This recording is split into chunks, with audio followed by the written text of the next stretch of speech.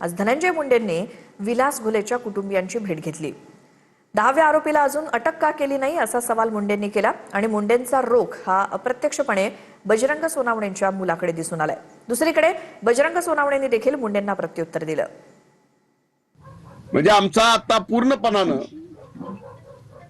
पोलिसांवरती असा संशय आहे की त्यांना या प्रकरणात एका आरोपीला वाचवायचं आहे म्हणूनच ते अटक करत नाहीत। त्यांना जी काही चौकशी करायची त्याला आम्ही पूर्ण सहकार्य करू। आजही माझी भूमिका तीच आहे की पोलिसांना पूर्णस्वी सहकार्य करणार। मी माझ्या मुलाला काही कुठं पळवून लावणार नाही, कुठं काही लावणार नाही। जर त्यानं चूक केली असेल तर त्याला 100% अटक व्हायला पाहिजे। जर त्यानं चूक केली नसेल तर विनाकारण या कचड्यामध्ये आम्हाला घालणं ही चुकीचं आहे। त्यांनी 10वा आरोपी का लाडका असं ते म्हणले पोलिसांचा, तर त्यांनी ती पोलिसाला विचारलं पाहिजे। मला विचारून काय फायदा?